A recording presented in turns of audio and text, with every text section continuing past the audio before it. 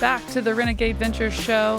Today we have a special guest, Diane Prince, and we are having a talk about how she sold her business and what she's doing differently in the new business she's building now. We are all about acquisition entrepreneurship here at Renegade, and we only get so many opportunities to talk to people who have actually been through the process, sold a business, and are doing it again. And so I'm very excited to dive into this conversation and get to know Diane. So thank you so much for being here and welcome to the show.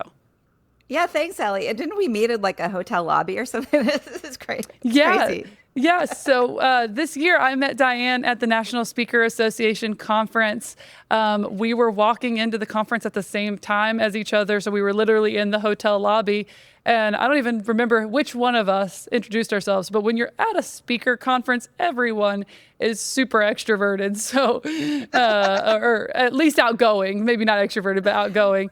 And so we just started chatting and you mentioned that you had sold a company and I was like, would you want to be on my podcast? So here we are. Here we are. So why don't you tell the audience a little bit about who you are and your entrepreneurial story? Okay, well, I've been an entrepreneur. So I started. I was teaching French, and then I was actually in my going from a master's, hopefully to a PhD program, and I had to take the master's exam at UCLA. I was getting a degree in French literature. I thought I wanted to be a professor, and when it came time to be invited back to the PhD program, the chair of the department called me and said, "We think you're probably better suited for business." So I failed out of that program. And then I started my business a few months later.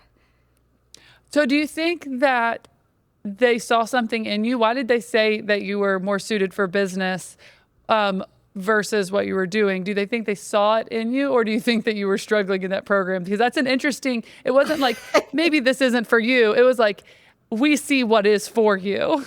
Well, I think it was the latter. I think that I was just really bad at academia and they were trying to be nice. They were like, this person is rogue. Yeah, you need to go somewhere that you can be rogue. That question right now, looking back at it, yeah. Okay, so you fail out of academia and they were like, hey, this isn't for you. Why not business? And you were like, sure, let's go do it. So how did you make that transition? So then I was on a temp assignment at a computer distributor after that. And I was married and my husband and I just decided, we were in our 20s and we just thought, well, what if, I don't know why this popped in our head, but I talk about this a lot, like starting with a vision. And what we thought was, well, what if we could build a company? And we were totally codependent, so we wanted to be together all the time. So we were like, what if we built a company where we could work together? And then what if we could build it and sell it and retire in our 30s? I don't know why that thought came to our minds, but that's what, so we started really intentionally with that goal in mind. That's so interesting. And so had you been exposed to that before? Because I don't think that that's the way that most people would automatically think. They were like, let me go build my job. And you were like, let me go build to sell. And so what had made you aware that that was even something that people did? Or was there influences? Did you have entrepreneurial family or, that just gave you this like hankering? No, I think it was maybe just some kind of calling because and my father was a huge influence in my business life. He was in corporate. He was at the same company for 35 years, worked his way up till he was on the board of directors. And it was actually the business that we finally arrived at because we knew that was our goal. We chose a business model that would allow us to do that would allow us to exit. And my father is super conservative and he's still one of my biggest cheerleaders. And he expresses that he could never do what I do and I could never do what he does. So it was his idea, actually, the business that we started, which was, might sound really random, but it wasn't. It was a temp agency for title insurance people. And that was, that's extremely specific. Very niche, very niche. That's so interesting. I have a my dad, it made a big influence in my life as well. And he spent like 40, 50 years at the same company in construction and rose through the ranks and never saw himself as an entrepreneur, but he actually was a part investor in a couple of things. And so I find that interesting how those influences can end up actually still pushing you in a different direction. So why title insurance? Why temp agency? What was it about that business model that was attractive to you all? Yes, well, title insurance because and one of the things I believe in is really choosing a niche, and not only choosing a niche that sounds like a good idea, but a niche that you have some access to. Like, where do you have your unfair advantage? And my father was in title insurance. That was his career. And then he had gotten my husband a job in title insurance. So we had that knowledge and that access. That was part of it. And then also it was good timing in the market. I won't get into all the details, but we started in Southern California. It was a few years after the Northridge earthquake. So there was really good timing in the market. So that was part of it too. So we had that specific niche that we had some access to. We had timing in the market. And then how we arrived at a temp agency or staffing, now it's called staffing agencies, is because it's the kind of business that you can scale without, and then my father's point at the beginning was the more people that you have working on assignment, the bigger you grow. It's kind of like, now it's sort of like the Costco or the Southwest model. Like, the more people are doing things, the less that you do, you can really scale. So we chose that because it was a scalable model. Like, we also thought about, well, we could open a title company, a title agency, but that wouldn't really, we could have probably had, I'm sure, like made a nice living, but that wasn't the same kind of scalable model that we were looking for. And so that's just like the way you were very strategic about it and intentional about the model, and then that it played out. And so tell us a little bit about how you went from like, we have this idea and now we're researching and figuring out this is the thing we're going to build, to hiring the first, say, 5 employees. Like, talk about that transition into reality before we get all the way to like, I scaled it and sold it. So we knew we started, and it only took us 6 years from start to finish to selling it for $28 million. So we really used That's that insane. vision of exit as our compass. And we tried to make decisions, and we messed up so many times, Ellie. I had 2 babies, my third right after we sold it. So it was like we were having babies, we were doing all these other things as well, and so we're entrepreneurs, so we did get distracted a lot of times. We got derailed by shiny object syndrome, and who knows like what it would have been like had we not done those things. But we did stay true. We always came back to our vision and stayed true to that, so that after the first year, we started meeting with an investment banker. We found the best investment banker, one of the best in LA. And, we didn't know anything. So we met with him. We'd meet with him quarterly and ask him, we tell him, okay, this is where we're at. What should we do next? And that's when we started hiring people and bringing people on to our executive team. We'd already had some other employees. And every time that we brought in a key team member, we also wanted to make sure, we wanted to understand what they wanted to get out of it, because your business has to be a vehicle for everyone to get what they want. Otherwise, it's too easy for them to leave. If you bring in people in the early stages in your startup who are hireable, they can be hired away unless they have a compelling reason to stay in your business. So we had people, like, we met with their families before they came on board. We really wanted to make sure, because we knew this was going to be really hard. So we really wanted to make sure that everybody was bought in. And our first key strategic hire in our executive team, his vision was he wanted to be the CEO of a publicly traded staffing agency. We wanted to retire. So it was really, we had different visions, but everybody saw the business as a way to get to their own vision. So that was really important to us in adding people to the team. I think that is a very specific and valuable point. I think that when I bought Resonate, I spent a lot of time asking different team members, not just who are you and what do you do, but what do you want? Like, why have you been here for 7 years? Where are you going? As we've added Mm-hmm. people, what is it that you want? Because one thing that people look at when you're in a smaller thing is like, where is my upward mobility?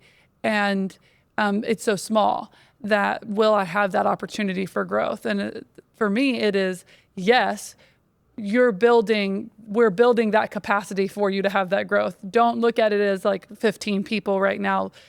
A year ago, it was 10. We are going to add people under you if you want to rise with us, if you can do that.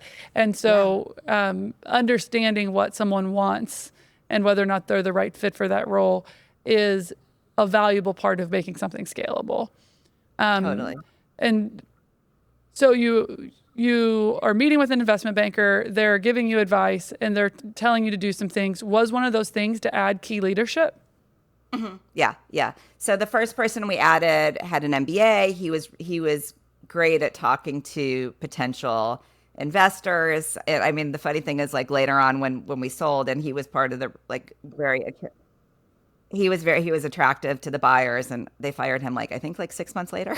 But it wasn't our problem. It wasn't our problem. Yeah, I have been through this, right? And I had the person that was VP of operations at Resonate when I bought in leave about 4.5 months in. And I've looked at it 10 ways a Tuesday, and it was really outside of my control. Like the bed had been made for me when they brought someone else in rather than promoting him. And so I was like, man, what could I have done differently? But honestly, after that first initial shock, that was probably a better thing for me and our journey because we started building a new vision. And so I get why someone might have made that decision because we needed to meld it into something new. All right, so you started building out your key leadership team. How did you go to market to sale? When did you know it was time? You know, I don't know when we knew it was time. I think we're just not the type of people that we're going to keep a business and run it forever. That's just not in my personality. And so I don't know exactly. I'm not sure if it was timing with where the business was at and the market, or we were just too stressed and we wanted to sell it. I'm not really sure, but we it came to a point, and we were at our trailing year to date revenue was 35 million at that point. So we felt like we had enough volume to get, kind of go to market. So we just tested it out. We used the investment banker, and I've sold subsequent businesses in different ways. Like, I've done one where I just literally just called everybody I knew, sold the business that way. But after, spending hundreds of thousands of dollars with investment bankers, but we learned so much. I mean, we couldn't have done it without them. But yeah, so how did we know? I don't know. We tested it. It was finally time. He thought it was time. I mean, he thought he could get us a good deal. And so we had about like 5 interested buyers. And then we went down the road with one, but then 9/11 happened. And so our deal fell through and we were devastated. So we had a deal with the holding company that owned monster.com at the time. They were buying a bunch of staffing agencies, and they were actually doing diligence from New York, from the trade towers. I think it was their Ernst & Young Oh my team. goodness. Yeah, they were in LA in our CPA's office doing diligence when 9/11 happened, and then that deal fell apart. So we decided it was really depressing. I mean, it was a terrible time anyway in the country. Yeah. And so then that deal fell apart. Then we decided we were going to regroup and buy smaller businesses because we realized it wasn't the time to sell. It was the time to regroup and grow. So we thought, well, why don't we buy smaller companies now? And that was going to be our growth strategy. And then we hired someone to look for smaller companies. And the first call he made, the broker said, well, we actually have someone who might want to buy you. And so then we went down the road with that and that's the company that acquired us. That's amazing. I think that switch can kind of happen as you're trying to figure out what the next step is for you. I want to back up because I have a bunch of questions about the deal, but I really want to ask a question really as a person scaling a business right now. How did you go from 0 to $35 million in revenue in 6 years? And do you feel like you have any like tips, advice, trade secrets that helped that sort of revenue growth? Yes. Well, first of all, was niche, and it was good timing in the market for our niche. It was having the right people, firing the wrong ones. Did you have a big sales staff? We had a pretty decent sized team. Yes, yes. No, I'm keeping everything tight, like keeping your numbers tight, having everything in order that makes it clean and easier for buyers to acquire you. Your question was how do we get to 35 million? I mean, a lot of grit, honestly. We were relentless. We just, yeah. I mean, it was just a lot of grit, nonstop, hiring the right people, firing the wrong ones. That's really important. I see a lot of people who hang on to the wrong employees for way too long because they feel bad firing them, and you cannot build an excellent company with mediocre people or people who are the wrong fit, who are misaligned with your business. So team was a huge one. Putting in our systems, we did that about like year 2. We started really tracking everything, so that was important. And and then keep going. Like there were times when it was really hard to keep going. We had a lot of cash flow issues at times. Payroll, as we grew, payroll was, because with temp agencies, you have to come up with the payroll. So, but yeah, I don't know. I mean, it was just relentless. We were just relentless, and just, it was good timing as well. Yeah.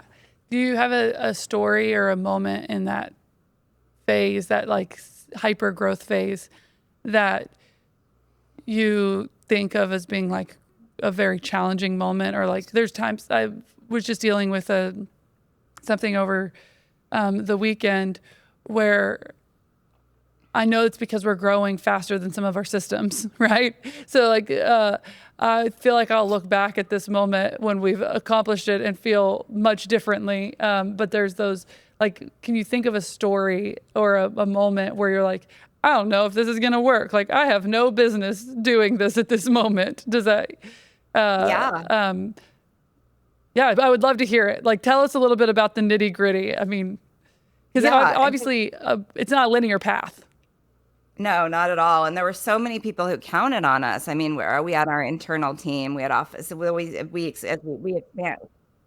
expanded around the country. So we had internal employees. We had about 700 temporary employees working, and it was mostly. And now I've realized, and I help people get funding for their temp agencies or staffing agencies when they're starting them. And I realize, like, there's companies that do that just. And it's really easy to get set up to get your payroll funded. So we didn't even know about that. So we were just constantly stressed about cash flow. And there was one moment I remember just standing in our kitchen, like, oh my gosh. And we sold pretty much all our stocks and everything that we had. And that's when we started bringing in our executive team, and we made them invest in order to be part of the business. And part of it was because we were desperate for cash. So that was like, it was always a constant. And I mean, even at the beginning, when early on, and most of our clients paid pretty quickly, but there were times, I mean, it was always about meeting payroll, because when you have a staffing agency, you have to pay your temp employees before you get paid by your client. So we got up to like weeks where our payroll was $700,000 a week, or, at our height. And that was, we had moments. We definitely had moments. That is crazy. Yeah. Yeah. That's insane. Okay. So fast forward to the deal, and you have someone say that they're ready to acquire you. Was the deal based on EBITDA? Was it based on revenue? Like how did you all kind of come to the number 28 million? Well, it was a combination. It was 15 million up front and then 13 million earnout, and we got our entire earnout. So, that's a whole other Wow. that's a whole other story. Which I mean, normally you don't get, right? Like normally you have to assume that the cash you get up front is going to be the total. But it was a combination of EBITDA. It was also every company I've sold, there's been a different reason. So I've learned people think that there's going to be a certain buyer, which we thought too. And there's always there was always a different reason. So this one was it was a tech publicly traded tech staffing agency. One of the reasons that they found our company compelling was because of our niche, so they could diversify because tech was soft then. And another one was our president, because the CEO of the company that bought us wanted to retire and he wanted to step into that role. So those were two of the reasons, and those things bring a lot of value. I sold another 8-figure staffing agency to the former chairman of the biggest staffing agency in the world because he's English, he wanted a US based company and he wanted something for his son to run. So there's always different reasons for why people buy your company. So yes, part of it was EBITDA, but also it was those other features that were specific to what the buyer wanted. Okay. All right. And so they've offered and now you've transacted. Give us the secret sauce on how you got the entire earnout, because as you mentioned, and for those of you who don't know, a lot of times investment bankers and people will encourage the seller to take as much as they possibly can in the cash up front and often prefer less dollars. So say someone's offered $15 million, but one is all financed or cash and one is $20 million, but it's half and half earnout. They would tell you to take the 15 rather than 10 million and hope to get 10 more million. Right. And so that's not always possible. Oftentimes people have to take an earnout, but that earnout is risk for the seller. And so how did you see it through? Did you stick around, or it just performed well enough post acquisition that you got all the earnout? Like, tell us a little bit about how that played out. We tied it. We did not stick around. We were stuck around behind the scenes. So we had side deals going with our employees, so that the employees that stayed, so we tied them into the earnout and they got part of the earnout. So we gave them bonuses. So we were operating because they were our people, they were our employees. We weren't working with them anymore. That's so cool. I've never heard of that. Is that we had a whole joked about you going rogue? Yes. So you convince your employees stay and do a good job and we'll help you with this earnout. Is that how did that come about? Was it just key employees? Was it a lot of them? How did that play out? It was the key employees. So yeah, I mean, we financially tied them into the earnout. So we bonused them. We didn't, so we gave them a piece of the earnout. So as long as because they were the ones that had control over it, we didn't have control over it. So they were the ones there working on it. So we gave them, we incentivized them with a piece of it.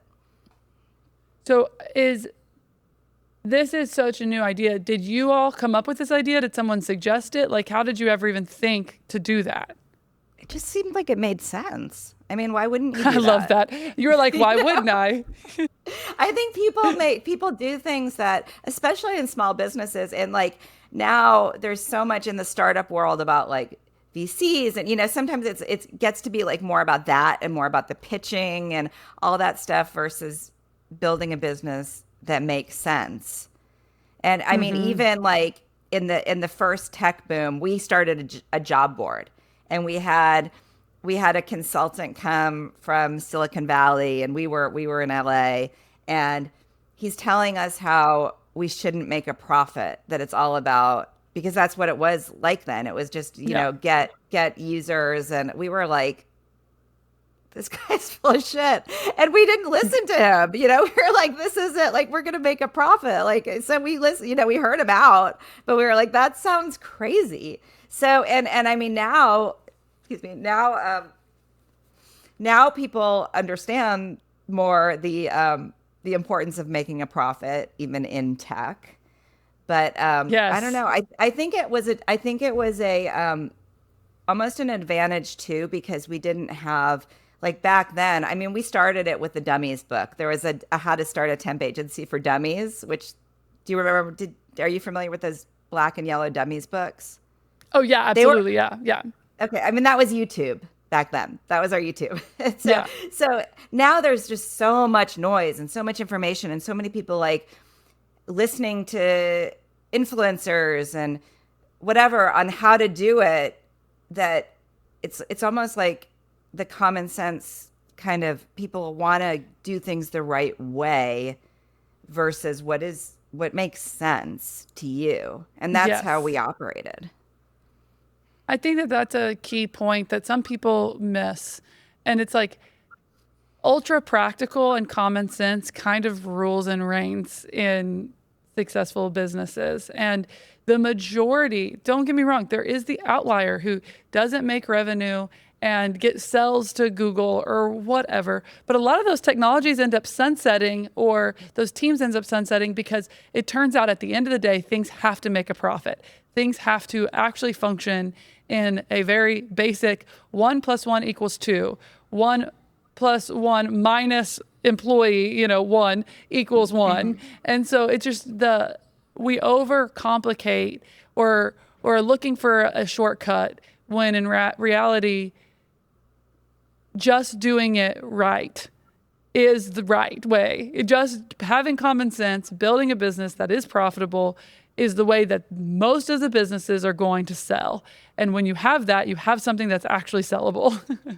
Yeah. And I And I think think people with all the overcomplicate it. information, yeah, I think with all the information out there too, people are less inclined to trust themselves because they feel like, Mm. they hear somebody say, "Oh, you need to do it this way," or some, like, VC bro is blogging about how you need to do it. And then they think, "Oh my gosh, I need to do it like that." And so people trust themselves less with the more information that's available. I I feel like we could write books on a bunch of these topics, but a minor side story is I had this moment of realization. I went into a meeting one time that was a finance bro, VC bro kind of meeting. I noticed that the room had like 100 people in it, and I might have been one of two women and one person of color. Like that was it. And the rest were like your standard white men. And I had this moment, like at first I was intimidated in the room. And at first I was like, man, I feel out of place. And they were talking about, mid-market deals and upper middle market deals. And so we're dealing in the hundreds of millions of dollars. And I'm like, this is not my room. And at first that was like, I felt weird about it not being my room. And then later on, after reflecting, I was like, you know what? I'm okay that this isn't my room, because all of those people might make tons of money, but they are not playing with their own money. They are playing Hmm. with other people's money. So when you're Yeah. taking your advice from your tech bro, your VC bro, remind yourself that they are not playing with their own money. They are playing with other people's money. And therefore, the advice might not be applicable to you and your business playing with your money. I want to make sure that we get to talk about what you're doing now and what you feel like you're doing differently since having these previous experiences. I mean, you've sold one really big thing. It sounds like you've maybe even sold a couple of other things, but now you're building a new company. And I would love to know, after having multiple entrepreneurial experiences, how are you seeing this differently this time? So that's a multi-part question. So let's start with what are you building now? And then we'll go about what are you doing differently? Okay. Okay. Well, right now, so now I'm building a staffing agency, and it's four staffing agencies. So four recruiting and staffing agencies, and we place offshore people.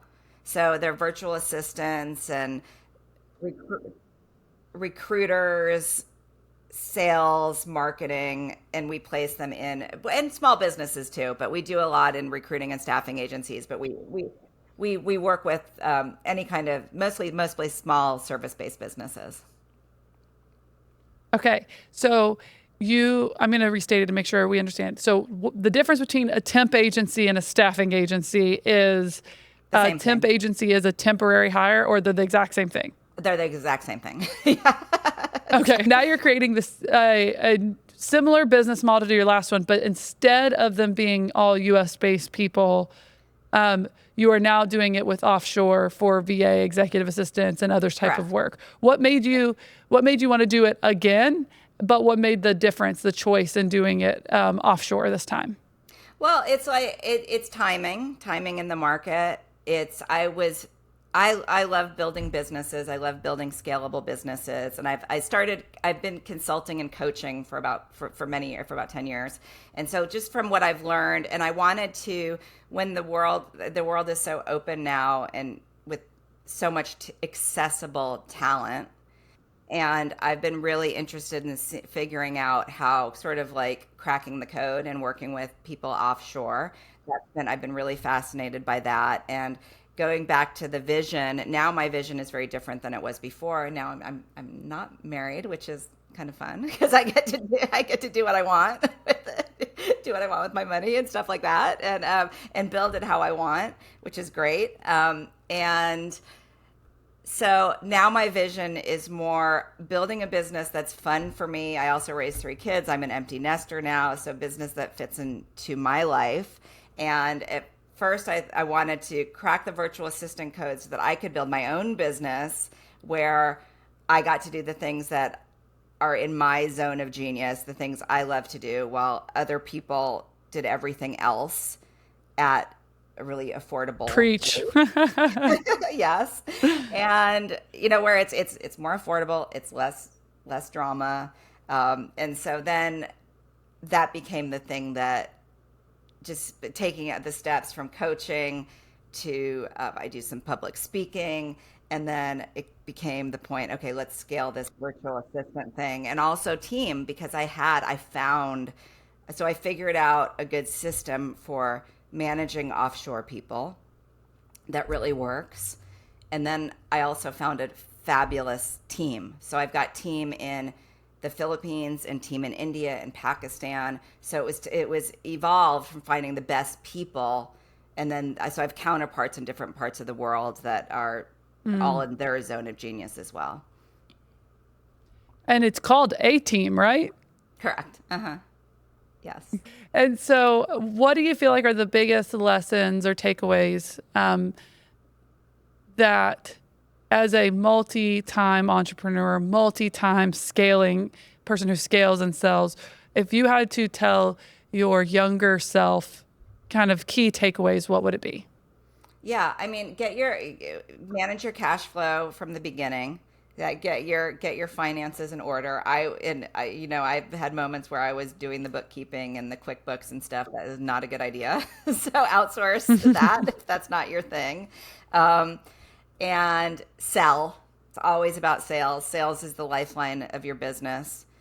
Don't be afraid to niching. Even when I started coaching, I was coaching everybody, and then I started niching, and everything fell in line. So niche. And also when you niche, it doesn't mean, so like my niche is I work a lot with recruiting and staffing agency owners, but I also work with people like, like podcasters, or, like other kinds Yeah. of small businesses. But when you niche, it doesn't mean that you're excluding. A lot of people are afraid to niche because they think that they're going to miss out on other business, but you But in typically fact, it just don't. makes your marketing easier. Yeah. 100%. Yes. Makes your marketing a Yeah. lot easier. Yes. Yes. And you can still serve other kinds of clients. So those are some things. And then just sell from the beginning. I am so not a perfectionist. So I never wait until things are totally ready. I just go and I learn along the way. And it can be overwhelming to think about the whole big picture and the end game. So break it down into steps. Like I'll think about, like, okay, I wonder how I'm going to figure this out. Like, I wonder how I'm going to do this. And then you just take it step by step. And for me, I learn as I go. That's amazing. Well, we like to end our show with some rapid fire rapid fire questions. So I'm going to ask you a couple of questions and just kind of short, fun answers to explore you a little bit more before we go. So first one, if you could share one truth on a billboard seen by millions, what truth would it be? Keep doing things that work, and ditch things that don't work. That I'm big on the fallacy of sunk costs, and this really hinders a lot of people's growth. So if something's not working just because you invested time and money into it, ditch it and Cut it off. Got cut it. it off. And one word that would describe or capture the Diane Prince vibe. Tenacity. Ooh, I like that one. And last but not least, what's next on your journey? Next on my journey is to continue to build a team and speaking. I'm doing more and more public speaking, which I'm loving. And I can do that because my team is, I just keep on delegating and they are exceptional. So teaching my spending the time with my team so that I can do the fun things. And I also, another thing I started doing is corporate comedy, which is so fun. So, so that's one of the next things I'm doing. That's great. Well, Diane, thank you so much for being here. If someone is interested in learning how to offshore staff or how to delegate more, I feel like you're a wealth of information. I know I'm personally exploring working with you and your team because I am learning how to delegate more. And so how would we get in touch with you? Yeah, so my website, if there's someone interested. My website is dianeprince.co. And then if you want to, I have a YouTube channel that has a bunch of information on how to build businesses and how to offshore. So you can also get a ton of free content on my YouTube. That's amazing. Well, thank you so much for being here. You are a wealth of information. I'm definitely going to keep in mind the idea of cutting what isn't working and keeping scaling in mind. Your level of intentionality and like the way that you engineered things are just really cool. And I love just how practical it is. So thank you for sharing that with our audience. I appreciate you being here. Thanks, Ellie.